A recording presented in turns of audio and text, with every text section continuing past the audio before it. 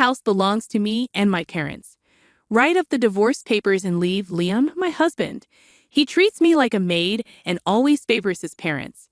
I've been patient until now to not upset my parents, who were happy about our marriage. But if he's going to act like this in front of them, I'm done. Okay, I'll do what you want. I walked out of the room, bringing my upset parents with me. When will he understand all his mistakes? I can't wait for that moment. I'm Jessica, 29 years old. My parents were both 40 when I was born. They really wanted a child, but it was tough, and the treatments for infertility weren't as good back then, so they went through a lot of sadness. Just when they were about to give up, I came along. They still talk about it happily, even now, because I was the child they'd been waiting so long for. My parents showered me with love. When I see my old photos, I can feel how much they cared for me. Even though my parents weren't rich, they made sure to celebrate special occasions like my birthday, Easter, and even my kindergarten graduation in a big way. They were super supportive of my education too. Whenever I showed interest in something, like learning English or reading, they'd jump to support me. They'd enroll me in English classes and buy me lots of books. They always said, "If it helps with your studies, just tell us, and we'll make it happen." Looking back, I realized they must have struggled to pay for all of it, but they never let on. They always had smiles on their faces and threw big celebrations whenever I did well in school. As I got older, my friends would sometimes think my parents were my grandparents, but it didn't bother me. I met my husband, Leon, through a matchmaking service. We both had elderly parents and were only children, so we connected over our similar situations. We shared hobbies and had great conversations. Our relationship progressed smoothly, and we eventually decided to tie the knot. My parents were overjoyed at our wedding and blessed our marriage with tears of love. In the beginning, I was working after we got married. Both of us have elderly parents, which wasn't something we were unhappy about, but we couldn't help but wish they were younger. It's tough to raise kids when you're older. We wanted to start a family soon, so Leon suggested that I quit my job to focus on raising a child. I loved my job, but his words made sense. I remembered my mom telling me about her night shift job and the stress it brought, and how it might have affected their ability to conceive. So I thought it might be a good idea to quit my job and focus on creating the right environment for having a baby.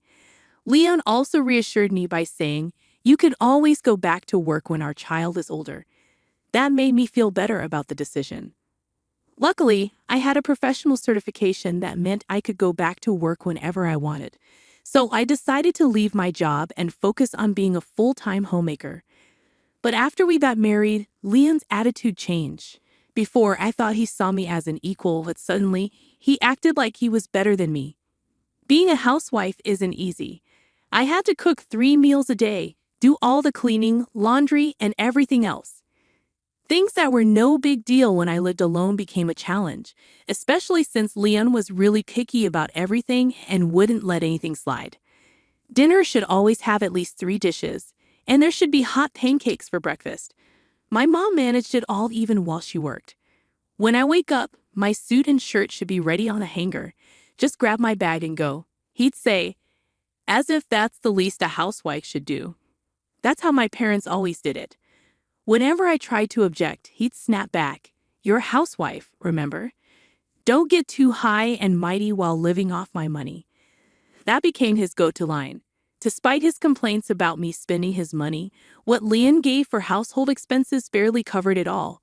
I spend my days carefully managing our budget, constantly searching the internet for ways to save money. One day, I mentioned, maybe I should go back to work. Leon shot that idea down with, "You used to work at a law firm, right? Being a secretary won't bring in much.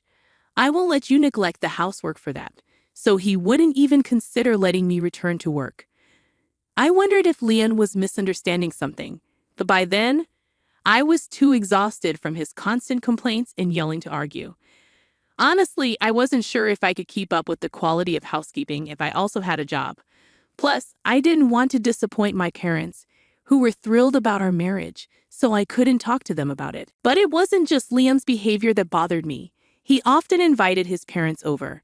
Whether it was Mother's Day, Father's Day or their birthdays, he'd find any reason to have them visit and expect me to prepare the meal. Each time, he'd give me extra money, telling me to buy fancy fish or make steak with premium beef. When his parents came over, Leon would shower them with gifts. They'd eat and drink as if our house was theirs, without ever thanking me. Then they'd leave. Once, I brought up to Leon the idea of inviting my parents over occasionally. I told him I admired how he honored his parents, and I didn't oppose it, but I hoped we could also include mine. Leon's response was immediate and harsh. He snapped, "Why would we do that? Understand this, I'm the one paying for everything. Why should I spend money on your parents who aren't even blood related to me?" With that, he shut down the conversation. Feeling defeated, I began using my savings from before we were married to secretly buy gifts for my parents. Then, one day, my parents reached out to me with a troubled look. They explained that there had been a fire in the apartment next to theirs, and part of their home was damaged. Thankfully, they were safe, but their house needed significant repairs. They were temporarily staying in a makeshift shelter. I made the decision to visit my parents, knowing they were going through a difficult time. Despite their troubles, they welcomed me warmly. During our conversation, my father gently asked about my marriage, and although I felt a pang of sadness, I assured him that everything was all right between Leon and me. When I asked about their future plans, my father explained that their old house, which had been partially damaged in a fire, was too old to salvage. They were considering moving into a modern Renaissance apartment. My mother sighed, expressing sadness at the thought of leaving behind the memories in our family's ancestral home. It was then that I made a decision. I resolved to discuss the situation with Leon when I returned home. "Remember when I mentioned my parents' house was damaged in a fire?" I began. Considering their age, I was thinking of buying them a new house, one with accessibility features. Leon's response was blunt. "Where's the money coming from?" "I'm not contributing." As expected, I replied, "I don't plan on building a mansion, so it won't be a financial burden on you. I intend to use my savings from before we were married." After a moment of consideration, Leon casually replied, "Guess even a law firm clerk can save that much." "Well, if it's not coming from my pocket, then it's fine." And with that, I made the decision to gift my parents a new home. I felt it was finally time to repay their kindness. Months later, I informed Leon, "I'll be helping my parents move tomorrow." Leon's response was curt. "All right, just don't forget about your household duties," before retreating to the bedroom. The next day, I assisted my parents with their move. Unbeknownst to me, a group of individuals had begun following me. As we carried my parents' belongings into their new home, we settled into the living room, filled with the joy of being reunited as a family after so long. Suddenly, to our astonishment, Leon and my in-laws burst in. With a declaration, Leon announced, "From today, this is my house." Leon's sudden appearance caught me off guard. "What are you doing here?" I asked, surprised. He chuckled, saying, "I heard you were moving today, so I followed you." Confused, I replied, "Moving? What do you mean? This is my parents' house." But Leon insisted, "I've been supporting you all this time.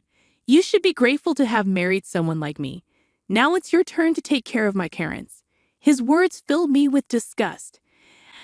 As I stared at him in silence, he coldly declared, "I've canceled the lease on our apartment. Pack your things and leave." My father began to speak, but I silenced him. With a strange calmness, a plan formed in my mind. Instead of my father, I asserted, "This house belongs to my parents and me." Leon laughed, mocking me, "Do you not understand English? I'm saying the house you bought was mine all along. It's not yours, we're your parents. Oh, and I've left divorce papers for you to sign at home. Make sure you submit them."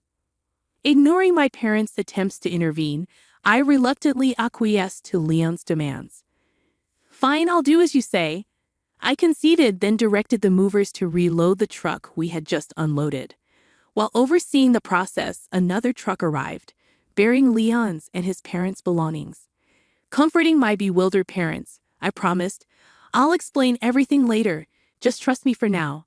Together, we vacated the premises. During our journey, I divulged the situation to my parents. I've kept silent about this until now, I confessed. Upon hearing the full story, they grasped the gravity of the situation and commended my actions.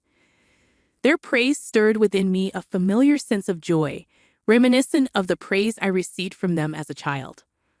A few weeks later, my phone rang incessantly, with Leon's name flashing on the screen. With a sigh, I reluctantly picked up. Before I could even say hello, Leon erupted. "What's going on with this house you bought? Someone's threatening to call the cops if I don't leave." "Yes, that's right," I confirmed, bracing myself for what would come next. Leon's voice rose in disbelief. "So when you said it was our house, you meant this rental?" I couldn't help but chuckle at the misunderstanding. His reaction was immediate and furious. "Stop laughing and explain. Wasn't this house meant for your parents?" Taking a deep breath, I began to unravel the tangled web of miscommunication. I clarified to Leon the sequence of events. How the house I purchased for my parents was undergoing renovations, but due to a mistake by the renovation company, it wasn't ready on time. In a last-minute scramble, they arranged for us to stay in a model home until the renovations were completed. However, Leon and his parents mistakenly moved into the model home before we could explain the situation. Seizing the opportunity for revenge after Leon's outburst, I chose to play along with his misunderstanding. Following that ordeal, I relocated all our belongings to a rented storage unit and temporarily stayed in a hotel with my parents. Following Leon's instructions, I proceeded with the divorce papers, ultimately ending our marriage. My parents expressed their wish that I had confided in them earlier, but I believe it all worked out for the best. Being with my parents during that time was invaluable, and I successfully parted ways with Leon. Now, we're happily settled in our newly renovated home. I made sure not to disclose our new address to Leon, ensuring he remained unaware of our whereabouts. On one occasion, he questioned how I planned to support myself without him, assuming I was merely a stay-at-home wife.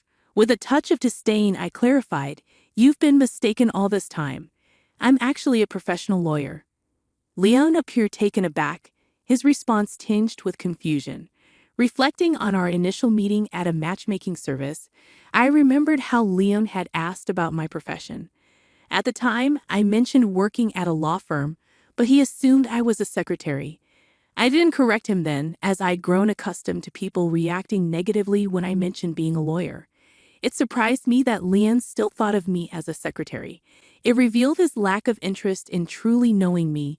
It seemed he preferred the idea of a housewife over an equal partner. Realizing this, I calmly explained, as we're married, I could rightfully claim ownership of the property purchased with my pre-marriage savings. Asserting my rights, I continued, those savings remain mine and aren't subject to division. If you have objections, we can settle it in court, but the outcome is clear. With that, silence greeted me from the other end of the line.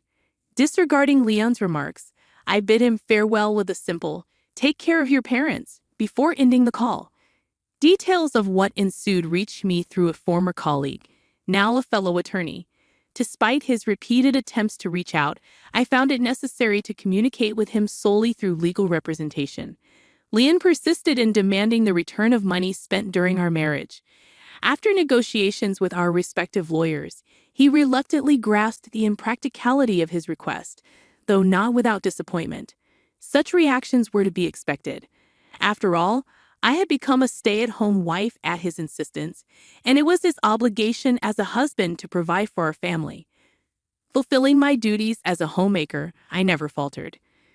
With the termination of our apartment lease initiated by Leon, he found himself without a place to stay. Presently, he has resettled in the cramped condo where his parents reside, the three of them uncomfortably sharing the limited space. Leon's financial situation was dire. His meager salary coupled with his lavish spending on personal pursuits and gifts for his parents left him virtually penniless. Despite our previous circumstances, Leon had begun expressing a desire for a larger house. It seemed he concocted this plan after I mentioned to my parents my own aspirations of buying a home. Needless to say, his scheme failed spectacularly. To assume we would vacate quietly, even if it were a temporary residence, displayed a level of naivety that was almost laughable. It's disheartening to realize just how misguided my ex-husband could be. Now weary of caring for his parents in their cramped condo, Leon has persistently sought reconciliation. However, now that he is aware of my profession as a lawyer, I have chosen to ignore his advances. Currently, I am relishing the comforts of my new home alongside my parents. The idea of remarriage isn't particularly appealing to me at the moment. However, a fellow attorney whom I collaborated with during my divorce from Leon has expressed interest. I am considering adopting a more optimistic outlook, perhaps to grant my beloved parents the joy of meeting their grandchildren sooner.